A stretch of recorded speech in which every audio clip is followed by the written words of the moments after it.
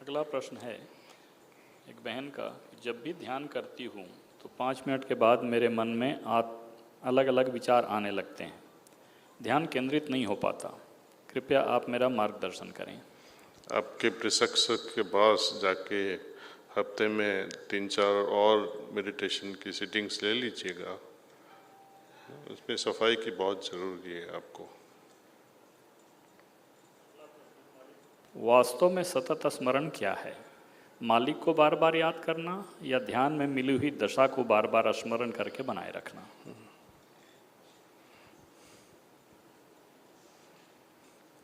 आप किसको बार बार याद करते हैं दिन में? दिन से अधिक प्रेम है ना, बहुत लगाव है। ईश्वर से तो लगाव है ही नहीं, और वो अनजान है, निराकार है, आकार से भी पर है, उनको याद कैसे करोगे? जैसे छोटी बच्ची को बोलते हैं उनकी शादी नहीं हुई, चल बेटी याद करते रहे हस्बैंड को। अभी तक तो देखे नहीं भी नहीं है, वो तो सोचा भी नहीं है मैरिज के बारे में। तो हम सब की हालत ऐसी ही है। ईश्वर से हमारा विवाह तो अभी तक हुआ ही नहीं है, उनकी पहचान ही नहीं है, तो कैसे उनको याद करेंगे अपने बिलवड को? इसलिए आसान चीज़ है, ध्यान करो। ऐसा ध्यान करो कि वो हालत ऐसी गहरी हो जाए, उसके प्रेम में, उसकी वो हालत में हम डूब जाए, और उसको चालू रखो। बाद में क्या होता है कि हालत इतनी भव्य होती है। जैसे कोई गिफ्ट देता है ना, 4 कैरेट डायमंड की गिफ्ट मिल गई है आपको, तो आप जो देता है इसके प्रति कृतज्ञ हो जाते हैं ना।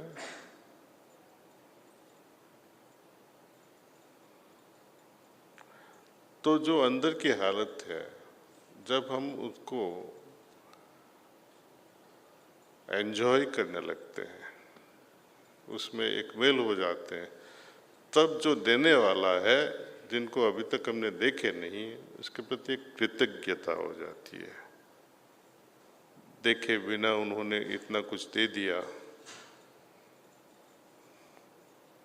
और वो बार बार वो हालत गहराई में जाती है तो और प्रेम होने लगता है।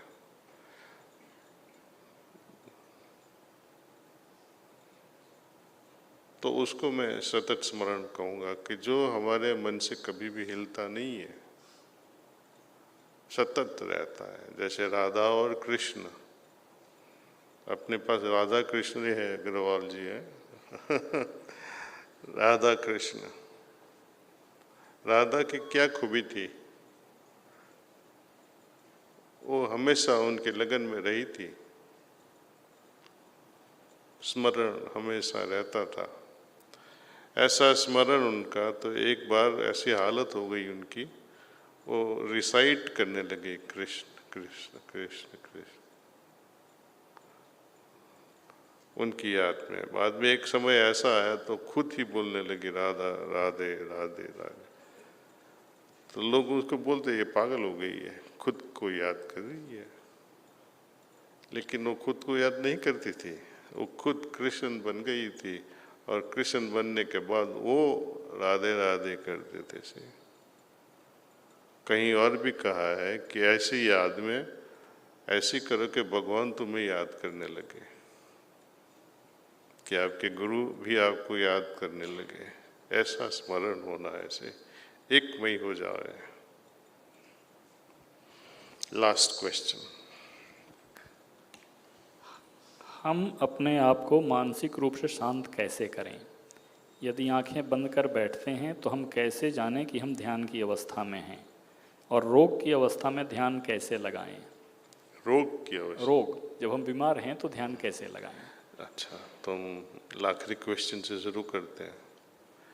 जब कुछ बीमारी होती है, वो छुट्टी का दिन है ध्यान मत करो। जब कर ही नहीं पा रहे हैं तो आँख क्यों बंद करना है? बीमार है तो उस समय ध्यान करना वो ठीक भी नहीं है। आपको मन करे कि अच्छा करना है तो कर लो, नहीं करना है तो मत करो, ऐसा कुछ बंधन तो है ही नहीं। आप अच्छे होते हो तब भी स्किप करते हो, है ना, कई दिन महीने निकल जाते हैं, उस समय चिंता नहीं होती आपको। अभी क्यों चिंता होती है बीमार होने पे? अच्छी तरह से बीमारी एंजॉय करो, ध्यान से मत बिगाड़ो उसको।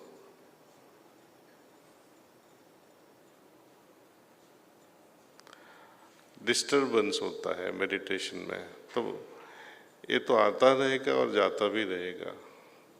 जब भी मैं डिस्टर्ब होता था, जस्ट एज ए स्टूडेंट, पढ़ाई होती थी और कई बार विचार बहुत आ जाते थे, अननेसेसरी थॉट्स ज़्यादा, तो हम प्रिसेप्टर के पास चले जाते, आज थोड़ा एक सिटिंग दे दीजिए हमें भाई या बहन, तो बाद में थोड़े दिन के लिए ये चार्ज चलेगा, जैसे अपना फ़ोन का बैटरी डिस्चार्ज हो जाता है ना, ऐसा बार बार चार्ज करवाना पड़ता है। तो आप बार बार सिटिंग लीजिए, उससे अपने मन का रेगुलेशन भी हो जाएगा। ईश्वरमय जितने लोग होते रहते हैं ना, उससे विचार कम होते जाते हैं, और खास करके आप उसका विश्लेषण करो कि कौन से विचार आपको परेशान करते हैं। ध्यान में एक कॉमन लिंक है, जो काम हमने संपूर्ण नहीं किया, जो काम छूट गया, जिस काम से हमको दाग लगता है हृदय में कि हमने ऐसा क्यों किया, गिल्ट फीलिंग वाले विचार, ये सब अधूरा काम है, अधूरा छोड़ दिया, ये करना था नहीं किया।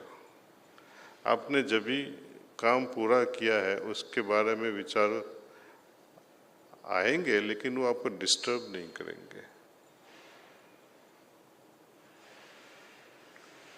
तो हमेशा यही विचार आते हैं, ये करना था ये नहीं हुआ, थैंक यू बोलना था नहीं किया, ऑर्डर प्लेस करना था ऑर्डर भूल गया, मेहमान आने वाले थे बेबी को बोलना भूल गया, ये सब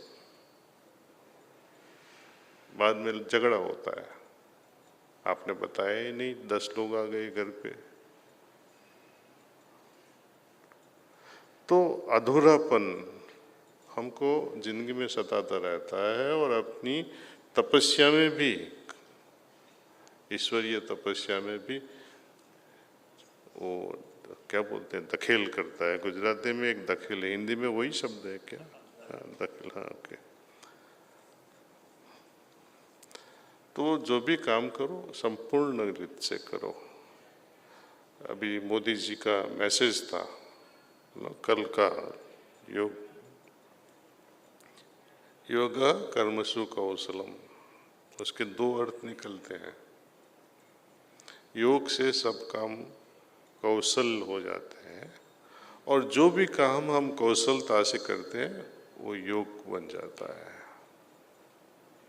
कुशलता से करना है सब काम, अधूरा नहीं छोड़ना है, पूरे पूरा करना है। और जो भी काम में हमें लगाव नहीं है, प्रेम नहीं है, भक्ति नहीं है, वो काम श्रम बन जाता है, लेबर हो जाता है। और जिस काम में भक्ति आ जाती है वो एक तरह की पूजा हो जाती है। अब जब खाना भी घर पे बनाते हैं, लगाव नहीं है, प्रेम नहीं है, आज बनाना पड़ेगा, आज खाना बनाना पड़ेगा, उसमें मजा नहीं आएगा, जहर हो जाता है वो। इसलिए जो लोग कुक्स रखते हैं, हेल्प रखते हैं, सब बेकार है। वो लोग करते हैं, याद रखना, आप मजबूरन करते हैं, उसमें प्रेम नहीं है। ये भी एक बड़ा लंबा टॉपिक है, आप समझ जाइए एक सेंटेंस में।